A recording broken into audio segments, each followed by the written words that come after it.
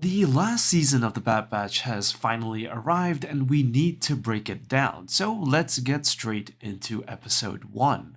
We begin the episode with a shuttle crashing following a lightning strike, and frankly, the sound design and music is amazing, especially in this first episode.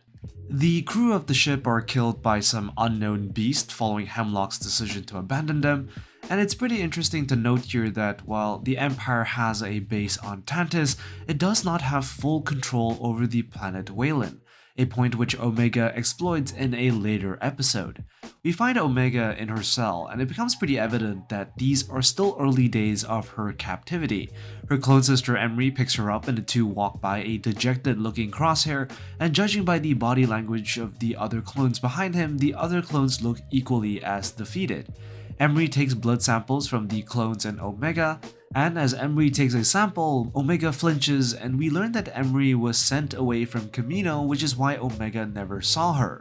Which does beg the question as to why this was the case, and this is very likely due to Omega's unique physical properties. Omega delivers the blood sample to Nala Se, and we see her destroy Omega's sample. The reason for this is revealed in a later episode. Nala Se states that the Empire is trying to make a genetic M-clone, which likely stands for midichlorian clone, essentially trying to make a force-sensitive clone, a process which is notoriously difficult to do as the cloning process often ends up destroying the midichlorians present within an individual. But this is essentially confirming much of the fan theories since the very beginning. Hemlock and Scorch show up and invite Nala Se to the vault, which as we learn later is where the project is really being developed. Omega feeds the Lurca hounds and tries to befriend a specific one she named Batcher, which clearly is a way for her to remember her squad, the Bad Batch. The name Batcher is also a reference to the fans of the Bad Batch who call themselves Batchers. Omega gives Batcher some chicken nuggets, and we see Omega walk past a series of cells holding sick-looking clones. Omega tries to meet with Crosshair, but he remains unconvinced that an escape is possible, which is not surprising given his previous attempt in Season 2. Omega makes a makeshift Lula, Wrecker's favorite soft toy. We then see Omega waking up again, and this time her hairstyle has changed, and as she looks out the window, we can see that the seasons have changed as well. That and the markings on the walls lets us know that quite some time has passed since her initial captivity, and we can see that she has become jaded to the place, barely acknowledging Crosshair as she walks past and barely flinching when her sample is taken. Omega finds Batcher injured and the droid tells her that he is scheduled to be terminated if the wound does not heal. Omega finds what looks to be a medkit and applies the medicine on Batcher. In a way, this entire scene of Omega approaching and trying to befriend Batcher mirrors her attempt to befriend Crosshair, both of which are sitting behind bars, from initially being pushed away to gradually being accepted by the sniper as they go through trials and tribulations. Omega has a chat with Crosshair, who gets irritated and tells her to forget about him and just leave the first chance she gets.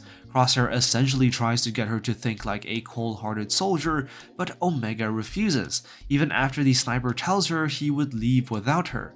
And this is an interesting contrast between the two characters that represent their different belief systems, with Crosshair having to rely on himself for so long and being left behind by those he actually cared for, believing that attachment to others will only weigh you down.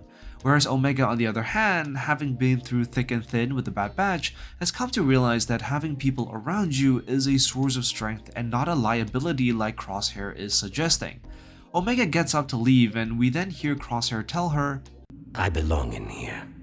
which really signals his regret for his past actions, a growth in his character that we saw back in Season 2, but not really articulated until now.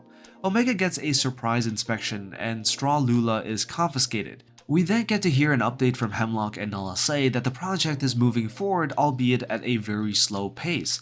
Hemlock mentions issues with the midichlorian count not matching or exceeding their original specimen, which alludes to the fact that the specimen in question might be Palpatine himself.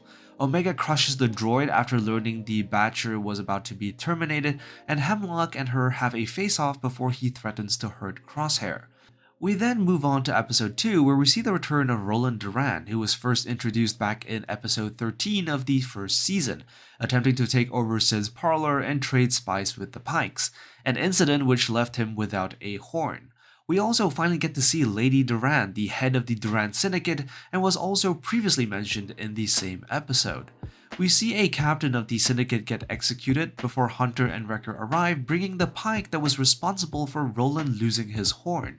Roland gets his horn back, and in exchange, the Syndicate provides information on Hemlock's last known location.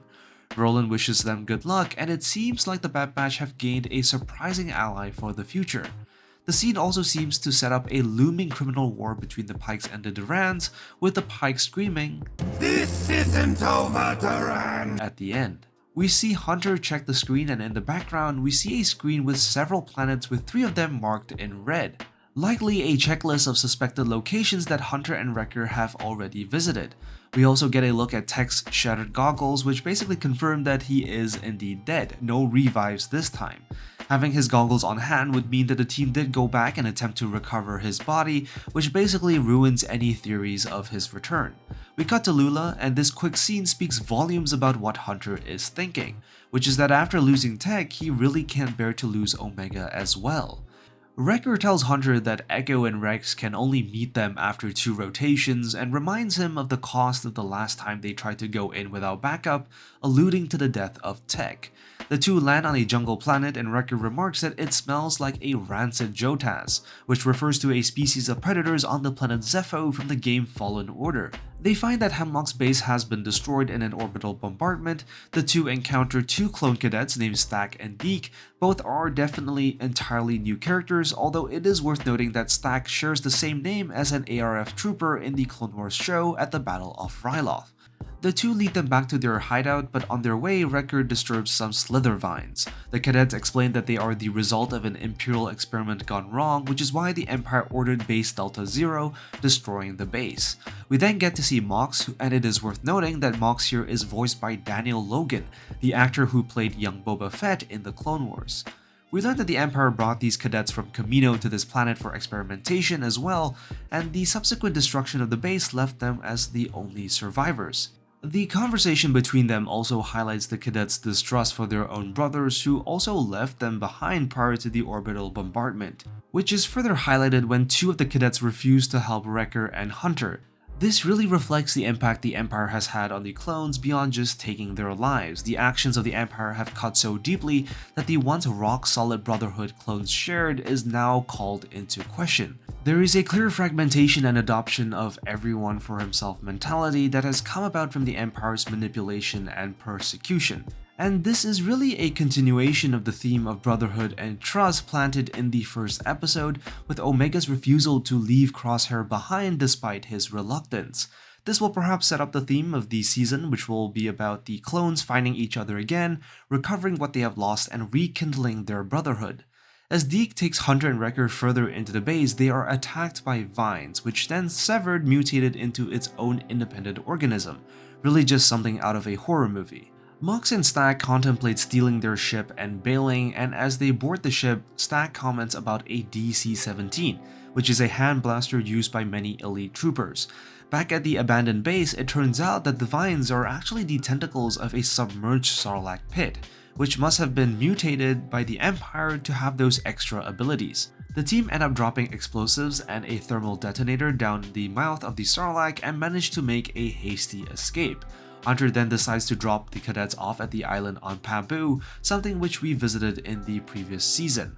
Moving on to episode 3, we see the hum and bustle of the daily life on Tantiss, except this time there seems to be a heavier military presence, including the presence of another clone assassin, designation CX-1. Omega gets her sample taken again, but this time Nala Se isn't in a position to dispose of it due to the Emperor's impending visit. This forces her to warn Omega to escape, but just before she can tell her the truth about the project, she is interrupted. And by this point, it's pretty clear that Omega has been developed genetically different to the rest of the clones. Genetically modified to be the ideal host for midichlorian cloning, it is now pretty clear why Nala Se was trying to hide her all this time. And in retrospect, this was actually hinted at since the beginning by her blonde hair, which is unique considering that all her brothers and sisters have naturally brown hair. Palpatine arrives with his Imperial guards, and as we head into the vault, Hemlock tells him that the exotic matter facility has been expanded to facilitate testing for larger assets, which alludes to the Zillo beast which was captured by the Empire in the previous season. So you can be sure that it will have some role to play in the finale. We finally hear the name of the project, Project Necromancer, which is the same project name first heard in The Mandalorian, which helps connect the dots between the two shows and potentially set up a live-action crossover for Omega and perhaps other members of the Bad Batch. Omega makes her escape with Nala Se's datapad, but not before kicking a mouse droid.